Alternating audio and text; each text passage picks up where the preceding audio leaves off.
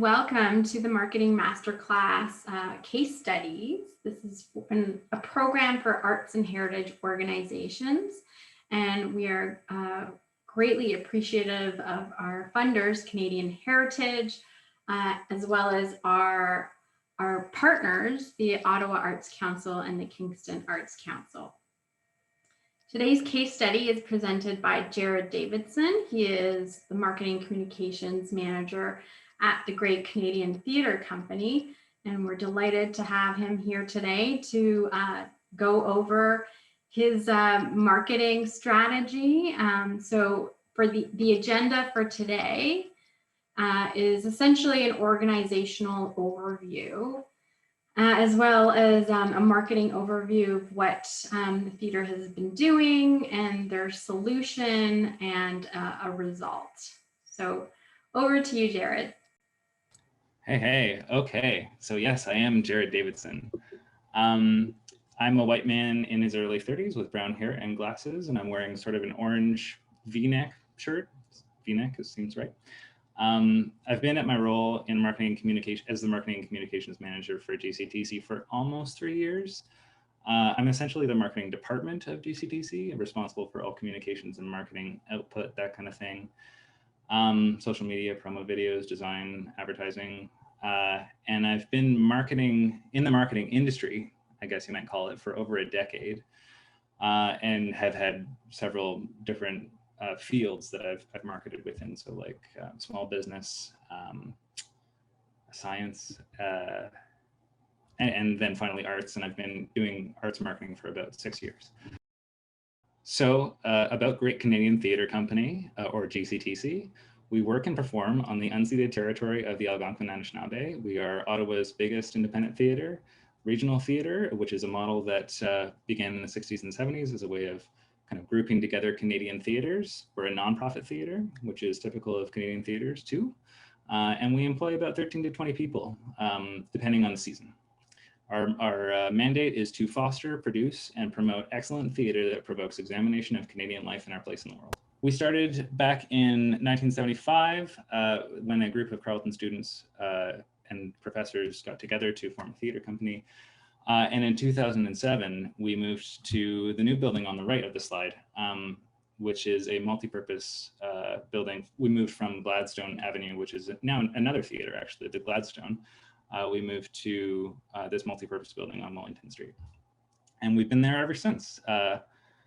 So pre-pandemic marketing, I kind of want to set the baseline for this first, just to get a sense of how things have changed and what we did to adapt to the pandemic.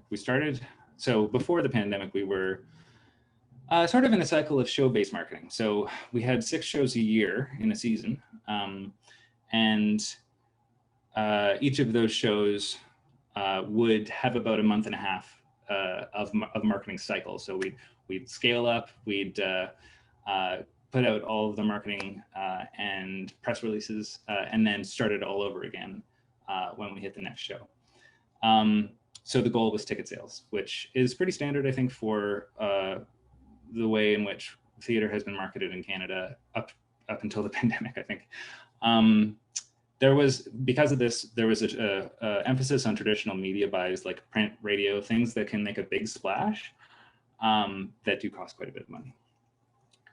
And I wanted to mention that in theater generally, I think there's this dilemma when it comes to new audiences. And I think across the board in marketing, there is a bit of this, but in theater, we are always trying to balance our marketing between maintaining our audiences and ensuring that they're aware of whatever we have going on, and also growing new audiences. And that's going to come back later. So the pandemic hits. This is March 12th, 2020, which still feels like yesterday. But what happened was we opened a play called Daisy, and then on March 12th, and then on March 13th closed it right away. Due to the pandemic hitting the city. And I think what we then went through as sort of an organization was a period of deep introspection, where we realized we we weren't going to have theater, at least not in the way we had known it up until this point. At first, we thought we were going to just extend it a month. We were going to wait a month and then come back, but then of course things got much worse.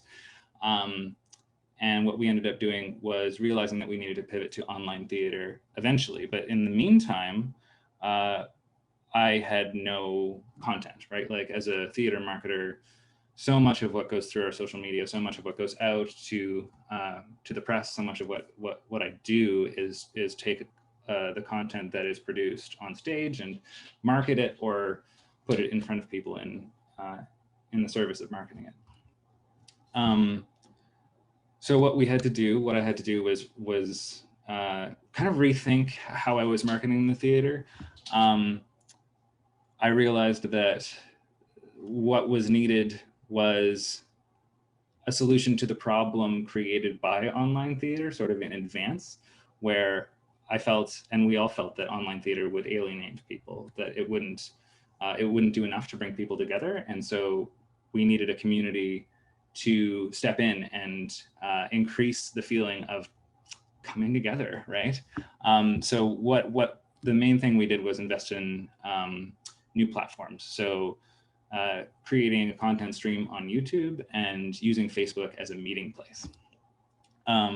So that entailed a shift to content marketing, which meant that I became much more of a video producer. We had no revenue, so then we had really no budget to speak of, but I was able to sort of take on all of that and build my skills and develop a few ways of maintaining a feeling of community and a feeling of that GCTC, we were still here. We wanted to come out of the pandemic with people recognizing what we do and maybe even feeling closer to it than they had before. And the other thing we had to do was ensure that we were training our audiences for online theater, because we knew it was coming and we knew it would be a big gap for our audiences. And so that was all sort of accomplished through just the doing of it. So part of the strategy was video interviews, which were a way of making people aware of what was going on at the theater. So we had playwrights and residences. There's a couple there. We were doing interviews with various community members. And one thing that did come out of this was an online choir, which was really unexpected for us. We put together a video asking if people wanted to be a part of an online choir that we were launching. And we got 350 people just desperate, I think, not desperate, but like who wanted community contact and were just excited to be a part of something again. And we just recently wrapped up that choir, and we're going to be putting out a video of everyone singing together. And it's really exciting that that kind of thing came out of just like a video. And of course, as we sort of like developed the idea of moving into streaming, we wanted to kind of ease ourselves into that. And what we did was we put together education streams. We had our artistic director reach out to various people in the theater community and bring them on to talk about theater as it relates to education. So giving tips to students who are coming into a career or looking to come into a career in theater. And we had so much engagement. It was incredibly inspiring for the entire company just to see the comments flooding in as people watched the streams. We had over 100 people typically watching each stream, which was beyond our expectations. And really it helped to give us a sense. We thought that we were giving our community a sense of community belonging, but I think that we also needed that to really focus our work and continue kind of braving the pandemic as it was. So what happened here was we saw just a huge amount of community engagement. Our Facebook grew quite substantially, I think by about 25%, and that's our lead platform, and the other social media platforms followed about on pace. And it also made it possible to transition to online shows in a way that was fluid. We put together sort of a spring online season that far outstripped our expectations in terms of revenue. And I think part of that was due to having that sort of grounding of community, having a platform for people to really gravitate towards, and also sort of a promotional platform. So it was all sort of streamlined that way. We created a community choir, and we also increased accessibility by quite a bit. One thing that in-person theater sort of lacks when compared to online theater is for people with disabilities, for people who need captioning, for people who aren't able to experience theater to the fullest extent in person. This was something that had been called for quite a while. And we got quite a lot of feedback that that this was something that people hoped would stay even after the pandemic. And we had people from different parts of the world. We had people from Britain, we had people from India tuning in and commenting and being a part of a community that was just far bigger than I think we thought. And so the lessons for me that came out of this were, one, think holistically about your product. I think that so often marketers can get lost in the trenches and sort of like think only about return on investment for whatever piece of marketing or investment we're putting out, without thinking about the long-term impact of each move we make. And what I realized in what the pandemic helped me realize was we are more than just the tickets we sell. You know, like what I'm doing when I'm marketing is helping to close part of a circle that includes the box office, that includes every interaction with GCTC at every level. And I think that was by far the most valuable thing that came out of this. And I think that it's a great lesson to learn at any stage in marketing, but I think that I sort of came by it the hard way, I guess. The second lesson was, don't be afraid to do it yourself. And in part, I was doing everything myself for the marketing push into online theater because we didn't have any resources. And what it revealed to me actually was that the content that we were producing in-house was in many cases better, not necessarily from like a overall quality perspective. We could do something much more flashy by hiring a company to do it for us, but it wouldn't necessarily have the soul of the company, the branding of the company. It wouldn't necessarily be in there. And then finally, trust your audience / customers to follow you. We were worried that we would lose people in a transition to online theater. But what we realized was there was a community there that that wanted to do something with us. And whether or not everyone was able to make the jump, we felt like we brought most people along. And I think that it taught me that trusting in an audience is I think that there's just no reason not to.